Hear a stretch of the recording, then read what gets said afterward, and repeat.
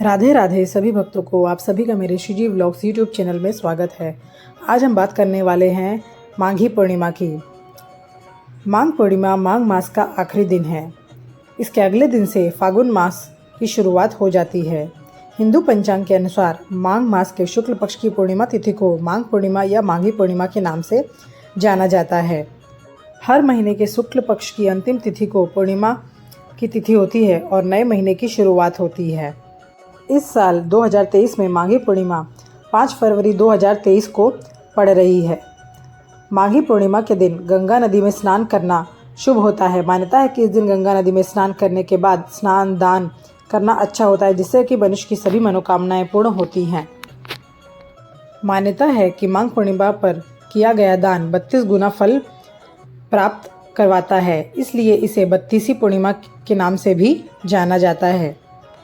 अगर हम बात करें इस दिन के महत्व की, तो इस दिन का महत्व अनंत है। इससे मिलने वाले पुण्य फल की प्राप्ति की तुलना नहीं की जा सकती। माघ पूर्णिमा के दिन व्रत रखने वाले व्यक्ति पर भगवान माधव अत्यधिक प्रसन्न रहते हैं और उन्हें सुख सौभाग्य धन संतान और मोक्ष प्रदान करते हैं। माघ पूर्णिमा के दिन स्नान दान तर्पण होम हवन यज्ञ इत्यादि का अनंत गुना फल की प्राप्ति होती है। इस दिन पितरों का तर्पण करने और उनके नाम का दान करने से पितरों का आशीर्वाद बना रहता है। माघी पूर्णिमा पर तीर्थ की नदियों में स्नान का बहुत महत्व बताया गया है। खास तौर पर उत्तर प्रदेश के प्रयागराज के संगम तट पर स्नान का विशेष महत्व बताया गया है। तीर्थराज प्रयाग में कल्पवास की परंपरा है। 1 महीने तक हजारों लोग संगम के किनारे रहकर व्रत और रोज संगम में स्नान करते हैं। शास्त्रों में कहा गया है कि यदि माघ पूर्णिमा के दिन पुष्प नक्षत्र हो तो इस तिथि का महत्व और अधिक बढ़ जाता है। जो व्यक्ति इस दिन प्रयाग में गंगा स्नान करता है उसके सभी मनोकामनाएं पूर्ण होती हैं और वह मोक्ष को प्राप्त होता है। माघी पूर्णिमा का महत्व इतना ज़्यादा है कि इस दिन देवता भी रूप बदलकर गंगा स्नान के लिए प्रयाग आते हैं और इस दिन स्वयं भगवान श्रीहरि विष्णु गंगा नदी में वास करते हैं। इसलिए गंगा जल और अधिक पवित्र और शुभदायक हो जाता है। इसलिए इस दिन का और भी विशेष महत्व धर्म ग्रंथों में बताया गया है। जो श्रद्धालु तीर्थराज प्रयाग में 1 महीने तक कल्पवास करते हैं, माघी पूर्णिमा पर उनके व्रत का समापन होता है। यह व्रत पौष पूर्णिमा से शुरू होकर माघ पूर्णिमा पर समाप्त होता है। सभी भक्त माघी पूर्णिमा पर माता गंगा की आरती करते हैं और ब्राह्मणों को भोजन कराते हैं। माघ पूर्णिमा पर मुहूर्त में नदी स्नान करने से रोगों से मुक्ति प्राप्त होती है। माघ स्नान परम पुण्यशाली व्यक्ति को कृपा अनुग्रह से ही प्राप्त होता है। माघ स्नान का इतना भारी महत्व बताया गया है कि इस दिन दान करने से महायज्ञ के समान फल की प्राप्ति मिलती है। माघ मास में चंद्रमा पूर्णिमा के दिन मघा नक्षत्र में होता है, इसलिए इस पूर्णिमा को माघी पूर्णिमा के नाम से भी जाना जाता है।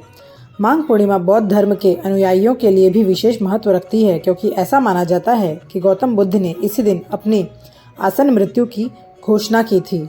माघ पूर्णिमा के दिन सत्यनारायण की कथा करने से भी अत्यधिक पुण्यफल की प्राप्ति होती है। इस दिन सत्यनारायण की कथा सुनने का भी विशेष महत्व बताया गया है। यदि कथा घर में ना भी कर सके तभी व्रत कथा अवश्य पढ़नी चाहिए। पौराणिक मान्यता के अनुसार माघ पूर्णिमा का विभिन्न आध्यात्मिक और धार्मिक अनुष्ठानों और समारोह को करने के लिए एक पवित्र दिन माना जाता है। यह भी माना जाता है कि इस महीने के दौरान लोकप्रिय माघ मेला और कुंभ मेला भी आयोजित किया जाता है, जहां देश भर से सैकड़ों श्रद्धालु माघी पूर्णिमा के दिन किरण पुंज में गंगा की पवित्र नदी में डुबकी लगाने आते हैं। माघ मास में भगवान श्री कृष्ण के माधव स्वरूप का पूजन किया जाता है। माघ मास की पूर्णिमा पर रामायण और भगवत गीता का पाठ भी रखा जाता है। यह बहुत पुण्य देने वाला होता है। इससे मनुष्य को अनंत गुना फल की प्राप्ति होती है।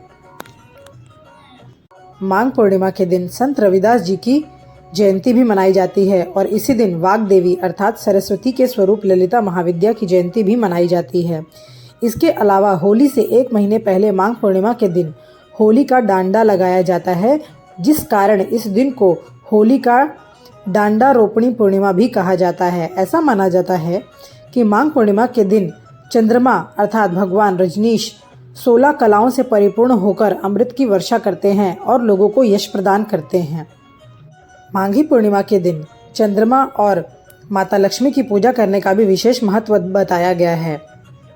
अगर हम बात करें कि माघ पूर्णिमा किस दिन मनाई जाएगी, 4 फरवरी या 5 फरवरी?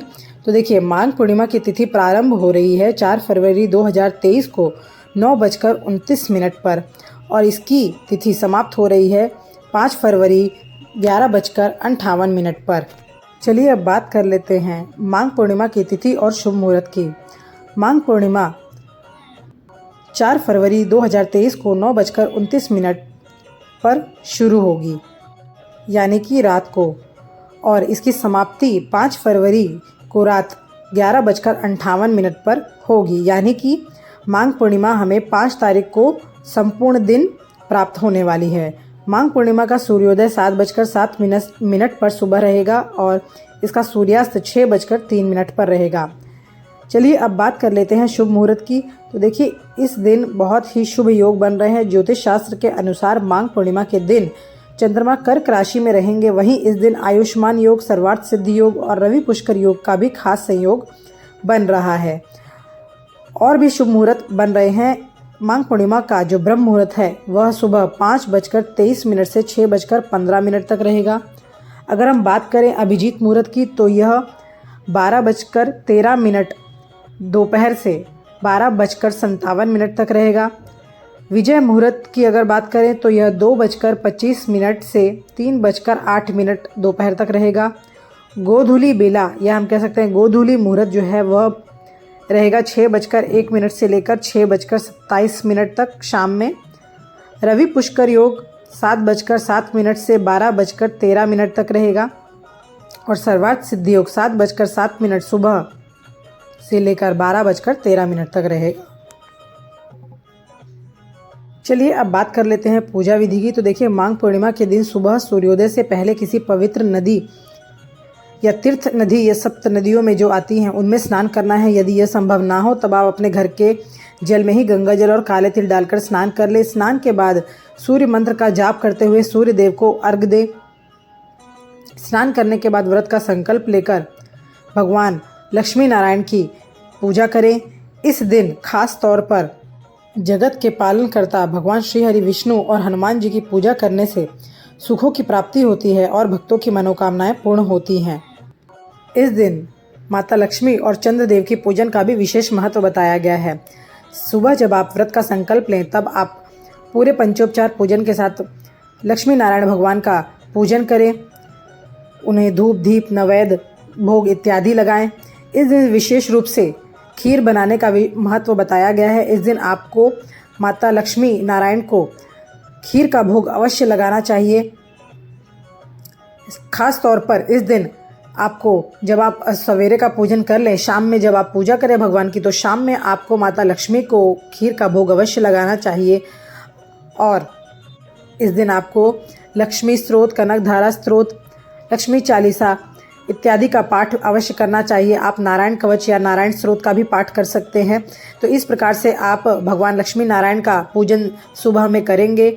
आप ओम नमो भगवते वासुदेवाय की माला का जाप भी कर सकते हैं। ओम नमो नारायण मंत्र, इसका भी 108 बार आप जाप कर सकते हैं। तत्पश्चात आप माता लक्ष्मी नारायण की आरती करें, जिससे कि आपको पुण्य फल की प्राप्ति होती है। इस दिन आपको माघ मास की पूर्णिमा की कथा और उसका महात्मा भी अवश्य पढ़ना है, जिससे कि यह व्रत संपूर्ण माना जाता है। तो इस प्रकार से आप सुबह का पूजन करेंगे। तत्पश्चात आप शाम में फिर से माता लक्ष्मी और नारायण का पूजन करेंगे और चंद्रोदय होने के पश्चात आप चंद्र को अर्घ देंगे। चंद्र को आप धूप, दीप, नैवेद्य दिखाकर भोग इत्यादि लगाएंगे। मान्यता है कि इस दिन चंद्रमा अपनी 16 कलाओं में परिपूर्ण होते हैं और इसलिए वे अपने भक्तों पर कृपा की वर्षा करते हैं, अमृत बरसाते हैं। इसलिए इस दिन चंद्रदेव का पूजन भी अवश्य करना चाहिए। चंद्रोदय के पूजन के साथ ही आपका व्रत संपूर्ण हो जाता है। इसके बाद आप फलाहार इत्यादि कर सकते हैं। इस दिन आपको गरीब, जरूरतमंद और ब्राह्मणों को भोजन कराकर दान दक्षिणा भी अवश्य देनी चाहिए। माघ मास में काले तिल से हवन करना और काले तिल से तर्पण का भी विशेष महत्व बताया गया है। यदि हम बात करें कि इस दिन हमें क्या दान देना चाहिए, तो इस दिन हमें तिल, काले तिल का विशेष रूप से महत्व बताया गया है। इसलिए हमें काले तिल को विशेष रूप से दान देना चाहिए। काली गाय का दान देना चाहिए। काले कंबलों का दान देना चाहिए। साथ ही साथ इस दिन जो भी चीज़ ठंडी से बचाती है उन चीज़ों का दान हमें अवश्य देना चाहिए। अन्नदान का भी विशेष महत्व बताया गया है और जैसे कि मैं हमेशा कहती हूँ कि अन्नदानों को सर्वश्रेष्ठ दान कहा गया है, तो इस दिन आप अन्नदान भी अवश्य करें। और तिल की महिमा तो माघ मास में अनंत है ही, तो तिल दान भी आप इसमें अवश्य करें। तो इस प्रकार से आप इन चीज़ों का दान करके अक्षय पुण्य फल की प्राप्ति कर सकते हैं। इस दिन दीप दान का भी विशेष महत्व बताया गया है, तो इसलिए इस दिन आप यदि तीर्थ नदी या सप्त नदियों में स्नान करते हैं तो वहाँ पर भी आप दीपदान, नदी में दीपदान आप अवश्य करें। यदि यह संभव ना हो तब आप अपने घर में, अपने मंदिर में के समक्ष दीपदान करें। साथ ही साथ आप तुलसी में, पीपल के वृक्ष में और अपने घर की चौखट पर और आकाश के निमित्त दीपदान कर सकते हैं। इस प्रकार से आपको मैंने माघ मास की पूर्णिमा का महत्व, शुभ मुहूर्त, पूजा विधि और क्या दान करना चाहिए इसकी संपूर्ण जानकारी दी है। अपनी अगली वीडियो में हम बात करेंगे इस दिन करने वाले विशेष महा उपायों से, जिससे कि हमारा जीवन सुख, समृद्धि और वैभव से परिपूर्ण हो जाएगा और हमें यश की प्राप्ति होगी। तो इसी के साथ अपनी वाणी को विराम देते हुए और आप सभी को प्रणाम करते हुए आप सभी को मेरी Radhe Radhe. Please like, share and subscribe.